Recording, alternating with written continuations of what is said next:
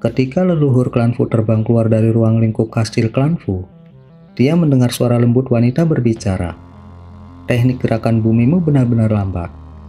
Bagaimana kalau Anda menyerahkan kepala Anda dan mengizinkan saya untuk melaporkannya kembali kepada guru? Leluhur klan Fu sangat terkejut dan tidak bisa menahan diri untuk tidak berhenti. Dalam kekaburan putih, kecantikan cantik muncul di hadapannya. Dia berdiri hanya 1 meter di depannya dan menghadapinya dengan senyum mempesona. Kamu? Tepat ketika leluhur klan Fu hendak berteriak ketakutan, wanita itu membuka bibirnya yang manis dan mengeluarkan kabut aroma merah muda menyelimuti leluhur klan Fu yang rentan dalam sekejap. Leluhur klan Fu dalam hati mengutuk. Dia buru-buru mencoba untuk membaca mantra dan melarikan diri. Tetapi aroma manis yang dibuat membuat tubuhnya lemas dan gak berdaya. Sebelum dia bisa melakukan apapun untuk membela diri, dia jatuh pingsan. Ketika Silver Moon melihat bahwa mangsanya telah jatuh pingsan, dia tersenyum tipis dan dengan santai melambaikan tangannya, mengirimkan garis bulan sabit putih ke lehernya. Darah berceceran. Di dalam aula besar kastil klan Fu, ada beberapa ratus tamu yang mengobrol dengan meriah. Beberapa kultivator formasi inti yang secara pribadi datang untuk memberi hormat, ditemani oleh beberapa kultivator kelas yang lebih tinggi di klan Fu. Hubungan persahabatan berkembang antara tamu dan tuan rumah. Tapi tiba-tiba, ada beberapa jeritan kesedihan yang samar-samar terdengar dari luar aula. Suara-suara ramai di aula tiba-tiba berhenti, dan banyak tamu saling memandang dengan cemas. Beberapa kultivator yang lebih cerdas segera mengalihkan pandangan mereka ke kultivator klan Fu. Pria tua berjubah biru yang duduk di samping dua penegak sekte api iblis juga tampak terkejut. Tetapi segera dia memasang ekspresi tenang dan berteriak keras. Semuanya tolong jangan khawatir. Mungkin saja itu hanya masalah kecil. Saya akan memanggil seseorang dan melihat apa yang terjadi. Dia adalah sepupu yang lebih muda dari leluhur klan Fu dan merupakan kultivator formasi inti klan Fu ketiga. Pada saat itu, dia berpamitan kepada dua penegak sekte api iblis dan berbalik ke dua kultivator klan Fu yang berdiri di belakangnya. Dia segera memberi mereka perintah untuk segera keluar dari aula dan melapor kembali. Kedua kultivator formasi inti api iblis keduanya tampak tenang, tetapi mereka saling melirik dengan sedikit keraguan. Dua jeritan sengsara lagi datang dari luar. Jelas bahwa dua kultivator klan Fu yang dikirim keluar telah menghadapi serangan ganas. Para tamu di aula telah dengan jelas mendengar ini dan ekspresi mereka sangat berubah. Ekspresi lelaki tua berjubah biru itu menjadi tidak sedap dipandang dan dia menghela nafas dalam-dalam sebelum berdiri. Dia berkata dengan suara yang dalam, "Aktifkan batasan aula dan cepat kirim kabar ke leluhur." Ketika seorang kultivator klan Fu di dekatnya mendengar ini, dia melaksanakan perintah itu dengan kulit pucat. Dia kemudian mengeluarkan jimat transmisi suara dari jubahnya dan membisikkan beberapa kata sebelum melepaskannya. Jimat itu melesat keluar dari atap dalam seberkas cahaya merah. Tetapi sesaat kemudian, kultivator itu berbicara dengan suara serak. Tidak bagus. Jimat transmisi suara ditembak jatuh. Kita sepertinya dikepung. Ketika ini dikatakan, bahkan tamu formasi inti nggak bisa tetap tenang. Penegak sekte api iblis yang bopeng mengerutkan kening dan berkata, "Rekan Taoismu, tampaknya musuh telah menyelinap ke kastil Anda. Saudara Sun dan aku akan pergi bersamamu dan melihat-lihat." Kecemasan pria tua berjubah biru itu sangat lega setelah mendengarnya. Dia segera bersukacita dan berkata, "Saya sangat berterima kasih atas bantuan Anda. Saya harus menyusahkan Anda untuk melakukannya." Pria parubaya bermargasun mengerutkan kening, seolah nggak menyetujui tindakan temannya, tetapi dia tetap mengikutinya. Adapun 4 kultivator formasi inti yang tersisa di aula, mereka saling melirik dan gak mengungkapkan niat sedikit pun untuk membantu. Yang lain di aula menjadi benar-benar sunyi, menyaksikan 3 kultivator formasi inti berjalan keluar dari aula. Saat ketiganya dengan tenang mendekati pintu aula, dengungan keras tiba-tiba datang dari luar aula. Ketiganya gak bisa membantu tetapi menghentikan langkah mereka setelah mendengar ini. Dalam sekejap mata, seberkas cahaya biru sepanjang 30 meter menyapu ke dalam dan melilit 3 kultivator formasi inti. Selusin garis cahaya biru halus kemudian melesat keluar dari sinar biru dalam tampilan kecemerlangan yang menyilaukan, memaksa para kultivator di aula untuk menutup mata mereka sejenak. Pada saat itu, sinar biru berputar ke seluruh aula. Orang tua berpakaian biru dan dua kultivator sekte api iblis berhenti dan tubuh mereka menjadi nggak bergerak karena kaget. Saat para kultivator di aula tercengang dalam kekaguman mereka sama sekali nggak menyadari apa yang terjadi. Jeritan tiba-tiba seorang kultivator wanita menarik perhatian semua orang di ruangan itu. Kultivator wanita pucat sedang duduk di samping pelayan klan Fu yang kepalanya jatuh pada waktu yang nggak diketahui. Mayat tanpa kepala itu masih duduk tegak saat darah menyembur dari lehernya yang terpenggal. Para kultivator lainnya kemudian menemukan bahwa puluhan kultivator klan Fu terlepas dari pangkat mereka. Kepala mereka jatuh ke tanah dalam kematian yang sunyi. Cahaya biru. Seseorang menggunakan harta sihir untuk menyerang mereka. Seorang kultivator yang memiliki hubungan baik dengan klan Fu berteriak keras, seolah-olah memperingatkan 3 kultivator formasi inti. Tetapi segera kata-katanya tiba-tiba berhenti dan wajahnya menjadi pucat. Pada saat itu, lelaki tua berjubah biru dan teman-temannya tiba-tiba pecah berkeping-keping seolah-olah terbuat dari kertas. Tubuh mereka telah runtuh menjadi tumpukan darah kental. Ketika ini terjadi, para tamu perayaan ulang tahun merasa nafas mereka menjadi dingin.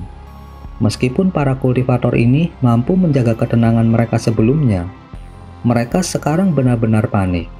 Masing-masing dari mereka menyelimuti diri mereka dalam penghalang warna-warni dan memenuhi ruangan dengan cahaya terang dari berbagai cahaya warna-warni. Alat ajaib dari segala jenis mulai mengapung di depan banyak kultivator. Bahkan beberapa kultivator yang memiliki lebih dari hubungan persahabatan dengan klan Fu berkumpul dengan gelisah dengan ekspresi ketakutan.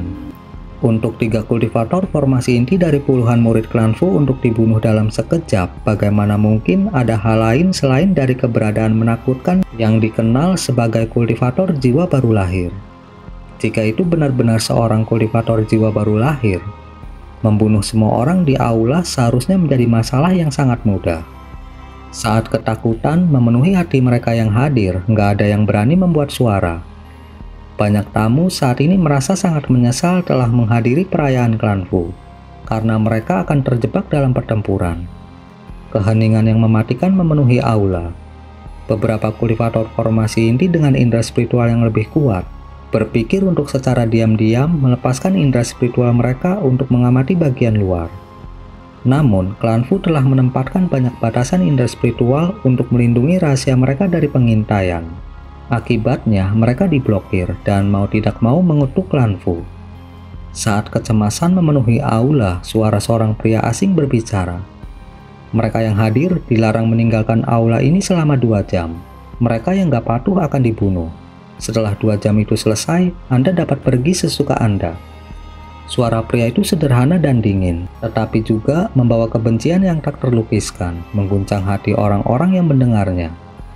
Begitu kata-kata itu diucapkan, para kultivator di ruangan itu sangat lega.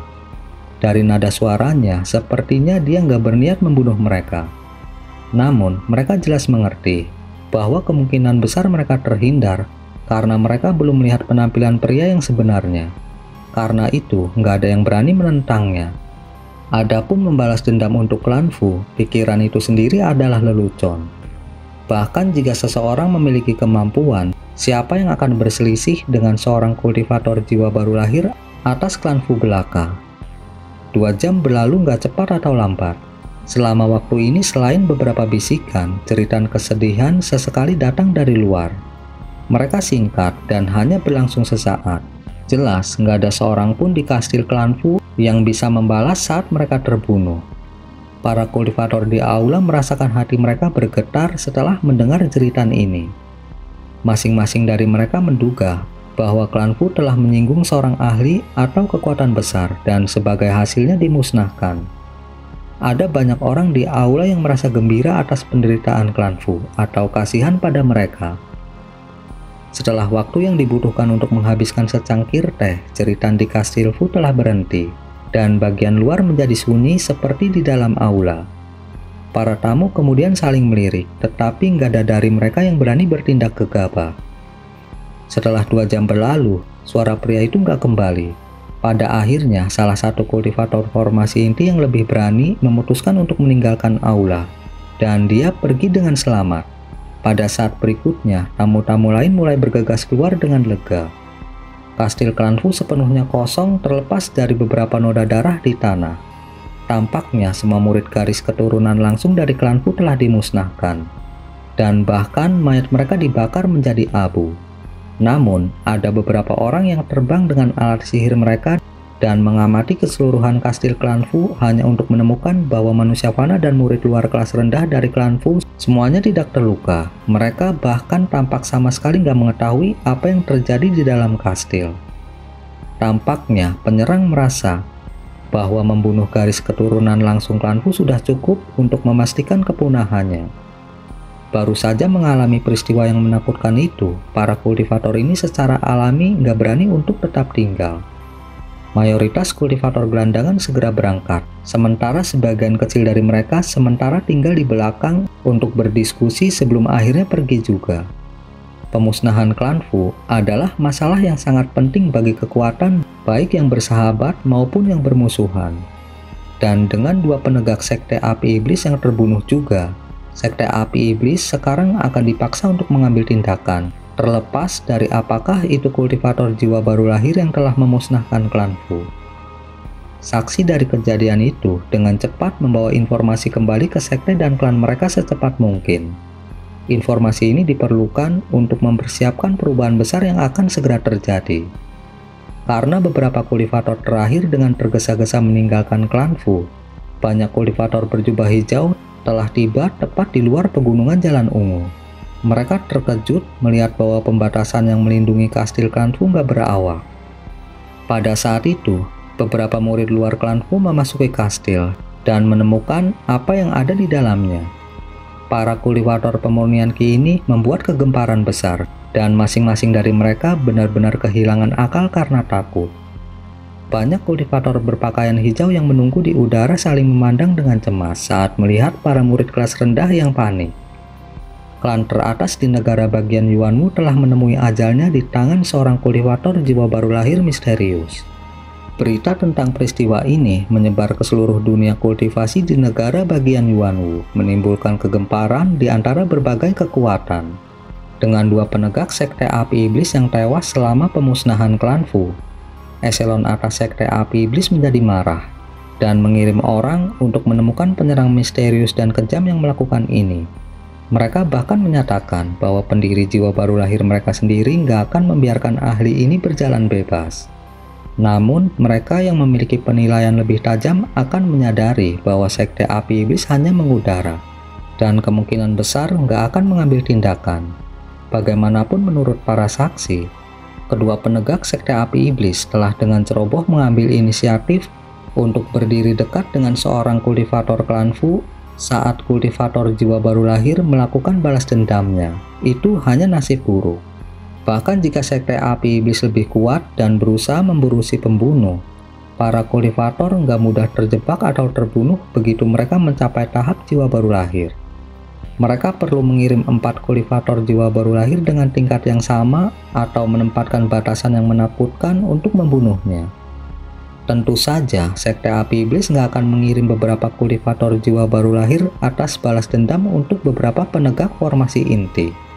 Bahkan jika sekte itu mau, eksentrik jiwa baru lahir nggak akan mengambil tindakan atas sesuatu yang begitu sepele. Terlepas dari deklarasi tersebut, sebuah getaran menyapu seluruh negara bagian Yuanwu. Batu roh klan Fu, pasar, dan kepemilikan lainnya dibagi oleh beberapa kekuatan yang berbeda. Namun ini nggak ada hubungannya dengan Hanli. Nggak seperti yang diperkirakan para kultivator lainnya, Hanli tetap berada di dalam negara bagian Wu selama beberapa hari setelah pemusnahan dilakukan. Dia saat ini berada di gunung kecil yang biasa-biasa saja. Saat ini, dia melayang di udara dengan tubuhnya diselimuti cahaya biru dan menatap kabut yang mengelilingi pusat gunung. Lebih dari 100 tahun telah berlalu, namun tempat ini masih sama.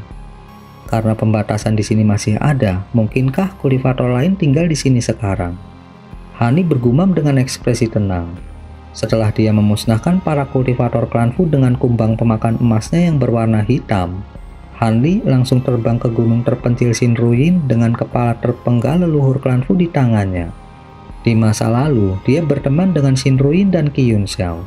Sekarang dia telah membalas dendam atas nama mereka. Dia berencana untuk memberi penghormatan di kuburan mereka dan menyelesaikan masalah ini. Namun dia nggak menduga bahwa bekas kediaman Shinruin sedang ditempati oleh kultivator lain.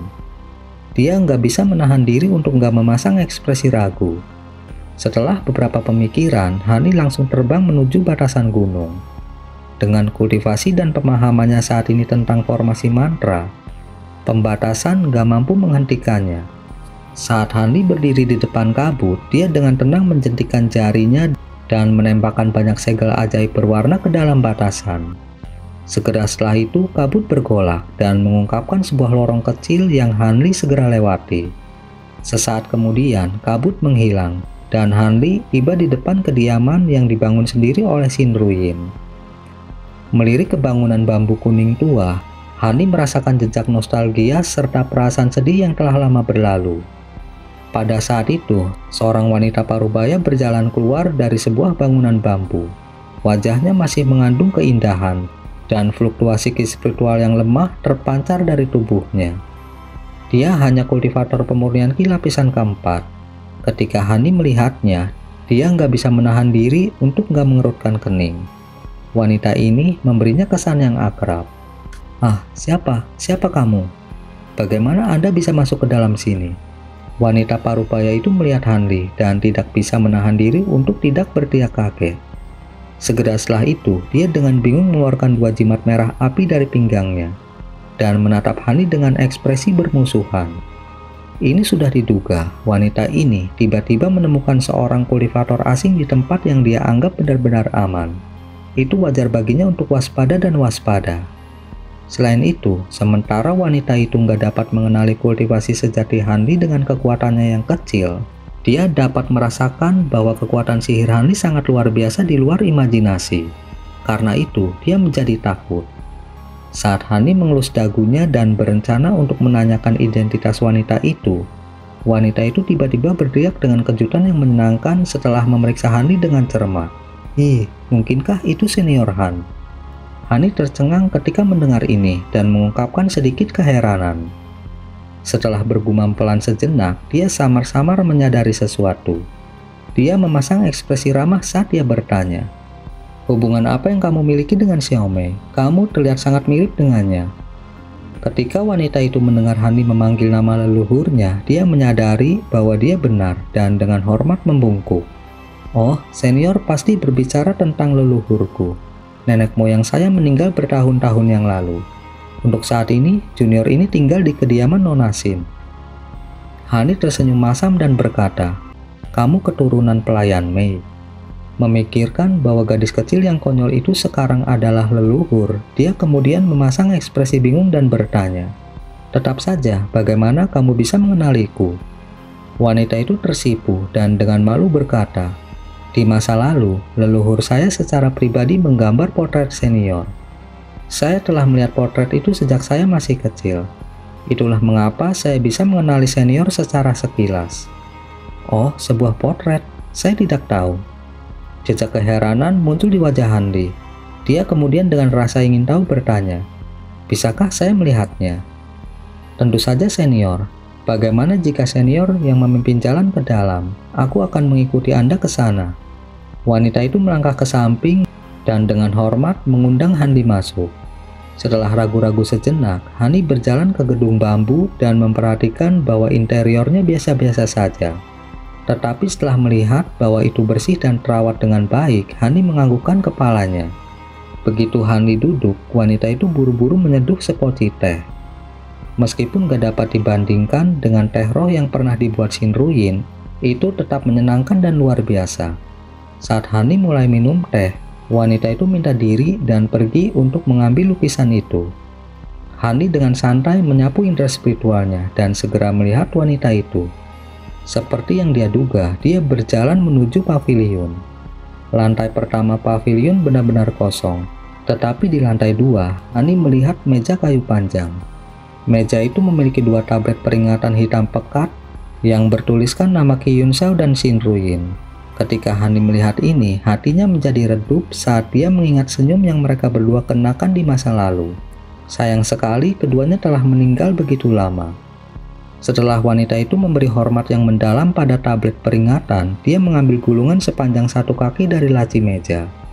Dia kemudian buru-buru turun dan berlari langsung menuju gedung Hanli.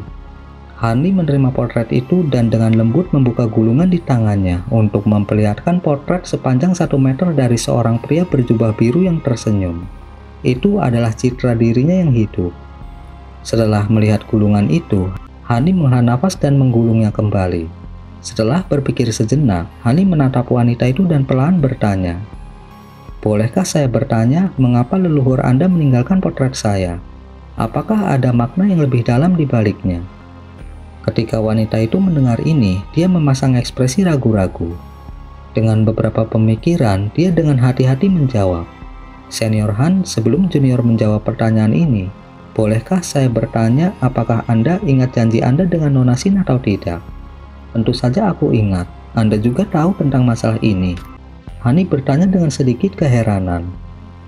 Dengan hati yang dipenuhi ketakutan, wanita itu memandang Hanli dan dengan lembut berkata, "Faktanya, junior terus tinggal di sini sebagian besar karena senior. Namun saya harap Anda akan memaafkan saya, karena saya nggak dapat berbicara terus terang sampai janji Anda dengan Nona Sin terpenuhi." Peng, Hanli tanpa ekspresi melemparkan sebuah kotak kayu ke atas meja dari kantong penyimpanannya. Ini, wanita itu merasa jantungnya melompat karena dia nggak yakin apa maksud Hanli. Hanli dengan tenang berkata, "Rekan Taois nggak perlu begitu bingung. Kotak itu berisi kepala leluhur klan Fu. Garis keturunan langsung dari klan Fu telah dimusnahkan, dan hanya beberapa anggota klan Fu yang tersisa. Klan Fu nggak lagi memegang kekuasaan apapun di negara bagian Yuanwu. Apakah janji itu dianggap terpenuhi?" Wanita itu berteriak kaget. "Apa? Leluhur klan Fu telah terbunuh?" Dia melihat kotak dengan gigi terkatup dan membuka tutupnya, memenuhi udara dengan aroma darah. Wajah wanita itu memucat, tetapi setelah mengenali wajah kepala itu, dia tersenyum. Itu benar-benar leluhur klan Fu. Bertahun-tahun yang lalu, saya diam-diam melihat penjahat itu dari kejauhan. Hanli tersenyum dan berkata, "Karena aku membunuhnya beberapa hari yang lalu, berita seharusnya sudah menyebar. Selama Anda berbicara dengan seseorang yang Anda kenal atau pergi ke kota pasar, Anda pasti dapat memverifikasi ini. Kalau begitu, senior pasti membawa kepala ke sini untuk..." "Tepat sekali. Saya datang ke tempat tua ini untuk menghormati Nona Sin dan rekan Daoiski. Saya belum membuat banyak teman dalam hidup saya, dan sekarang saya telah membalas dendam atas nama mereka." Suara Hanli menjadi cemberut dan ekspresinya menjadi serius. Ketika Nona Sin dan Tuan Qi mengetahui hal ini di dunia bawah, mereka pasti akan senang. "Mohon tunggu sebentar. Saya akan segera kembali." Ekspresi wanita itu menjadi redup, tetapi sesuatu segera muncul di benaknya dan dia buru-buru pergi. Hanli bingung, tetapi menganggukkan kepalanya dan menyaksikan wanita itu bergegas keluar dari ruangan. Kali ini, wanita itu berjalan ke sebuah bangunan di belakang dan mulai menggali di bawah pohon. Akhirnya mengambil kotak giok hijau samar dari dalam tanah. Dia kemudian dengan hati-hati membawanya kembali ke kamar dan meletakkannya di atas meja di depan Hanli. "Apa ini?" Hanli menyipitkan matanya dan menunggu penjelasannya. "Han senior, sebelum Nona Sin meninggal karena penyakitnya, dia meninggalkan pesan untuk leluhurku. Dia ingin memberikan kotak ini kepada senior jika Anda berhasil memenuhi janji Anda dan memusnahkan klan Fu. Akibatnya, leluhur saya tetap di sini. Karena ini akan menjadi tempat di mana senior akan muncul. Karena bertahun-tahun senior belum kembali, leluhur saya menyerahkan masalah ini kepada saya. Dia bahkan meninggalkan potret senior agar kami dapat mengenali Anda. Sekarang setelah Anda secara pribadi tiba dan memenuhi janji Anda, saya secara alami akan bertindak sesuai dengan kata-kata Nona Sin dan menyerahkan barang ini kepada Anda. Akhirnya saya bebas dari beban ini." Wanita itu berbicara dengan tenang dan ekspresinya tampak lega. Tampaknya masalah ini sangat membebani pikirannya. Hanli merasa tergerak saat dia menatap kotak di atas meja. Dia menyapu indera spiritualnya melewatinya dan agak heran. Dia meraih ke kotak dan membukanya tanpa pemeriksaan lebih lanjut. Ada slip giok biru samar di dalam kotak dengan jimat kuning yang melekat padanya dan garis perak karakter jimat melayang samar dari kotak. Pada saat itu, wanita itu menatap slip batu giok dengan ekspresi penasaran. Hani mengangkat kepalanya dan bertanya, apakah rekan Taois belum pernah melihat ini sebelumnya? Aku tidak akan menyembunyikan ini dari senior, karena Nona Sin gak meninggalkan kata-kata yang membatasi pelindung batu giok untuk melihatnya. Pada saat penasaran, leluhur saya berpikir untuk melihatnya. Tapi setelah membacanya sebentar, dia meludahkan darah dan kehilangan kesadaran sepanjang hari. Segera setelah itu, leluhur saya menggunakan jimat pembatasan tingkat tinggi untuk membatasi keturunannya membacanya. Meskipun saya cukup penasaran, kultivasi saya juga jauh lebih rendah daripada leluhur saya ketika dia masih hidup. Saya tidak berani menyentuhnya. Hani mengangguk sebagai jawaban. Dia kemudian meniup kabut cahaya biru ke slip batu giok dan dengan mudah melepas jimat. Wanita itu tercengang melihat pemandangan itu. Dia secara pribadi telah berusaha untuk melepaskan jimat itu pada saat penasaran. Tetapi usahanya benar-benar sia-sia. Namun, Senior Han mampu melepas jimat hanya dengan meniupkan ki spiritual. Kultivasinya pasti tak terduga. Setelah mendengar bahwa Hani adalah seorang kultivator pembangunan fondasi di masa lalu, dan sekarang dia telah mampu memusnahkan klan Fu dan leluhur klan Fu, kultivasinya setidaknya harus pada tahap formasi inti akhir. Sangat mungkin dia bahkan berada di tahap jiwa baru lahir. Wanita itu merasa kekaguman muncul dari hatinya. Setelah melihat melalui slip batu giok, Hani menyimpannya dalam kilatan cahaya biru. Tidak buruk, slip giok ini benar-benar berguna bagi saya, jadi saya akan mengambilnya. Namun, rekan Taois pasti sudah menunggu saya di sini selama bertahun-tahun, dan saya merasa menyesal atas masalah ini. Apa kamu tinggal di sini sendirian?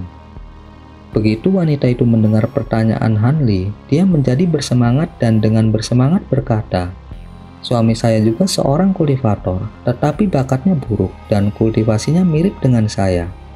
Namun putra saya Kuan Xi masih muda dan bakatnya tidak buruk. Namun dia nggak pernah memiliki bimbingan ahli dan nggak dapat memasuki sekte kultivasi. Jika senior bisa, terlepas dari dirinya atau suaminya, selama putranya bisa menjadi murid dari sosok yang dalam dan perkasa ini, itu akan sangat bermanfaat. Karena itu, dia mulai menggumamkan niatnya secara tidak langsung, dengan harapan dia tidak akan menyinggung perasaannya. Ketika Hani mendengar ini, dia melambaikan tangannya dan memotongnya. Tidak perlu melanjutkan, saya mengerti.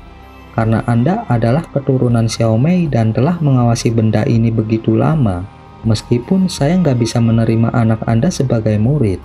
Saya bisa memberinya pil pembangunan fondasi dan 2 botol pil obat yang berguna untuk kultivator pemurnian ki. Keberhasilan putra Anda dalam memasuki pembangunan fondasi akan tergantung pada keberuntungannya sendiri. Begitu dia berhasil dalam pembangunan fondasi, dia seharusnya nggak memiliki masalah memasuki klan atau sekte kultivasi. Hani mengeluarkan 3 botol dan menyerahkannya kepada wanita itu. Pil pembangunan fondasi. Wanita itu bersuka cita dan berulang kali mengucapkan terima kasih. Kekecewaannya sebelumnya telah benar-benar hilang. Kemudian dengan nada berubah, Hani bertanya, "Ah iya, ketika saya memusnahkan klan Fu, saya membunuh 2 kultivator sekte api iblis secara sepintas. Meskipun saya nggak takut kepada sekte api iblis, saya nggak mau menarik masalah. Apakah ada orang lain yang mengetahui masalah ini?" Seolah menyadari kekhawatiran Han Li, dia buru-buru menjawab, "Senior harap tenang, ketika leluhur saya menyerahkan masalah ini kepada saya, nggak ada orang lain yang diberitahu karena takut itu akan membawa masalah bagi senior. Saya selalu diam tentang masalah ini dan gak menyebutkan hal ini kepada suami saya maupun anak saya. Karena kamu gak akan sembarangan berbicara tentang ini, aku akan memberi hormat pada tablet memorial mereka sebelum berangkat." Hani mengangguk puas dan berdiri. "Ah, jika senior akan pergi, harap tunggu sebentar. Suamiku dan anakku akan segera." Saat wanita itu berdiri, cahaya putih memancar dari belakangnya dan dia kehilangan kesadaran. Hani telah mengayunkan lengan bajunya, seolah-olah Dia sudah siap untuk ini dan menangkap wanita itu dalam kabut cahaya biru. Pada saat itu, cahaya putih di belakangnya menghilang untuk mengungkapkan tubuh rubah Silvermoon. Setelah melihat sekeliling, Silvermoon secara misterius tersenyum dan berkata, "Tuan, mengapa Anda menyuruh saya membuat wanita ini pingsan? Apakah Anda merasa nggak nyaman tentang sesuatu? Atau apakah dia hanya menarik perhatian Anda?"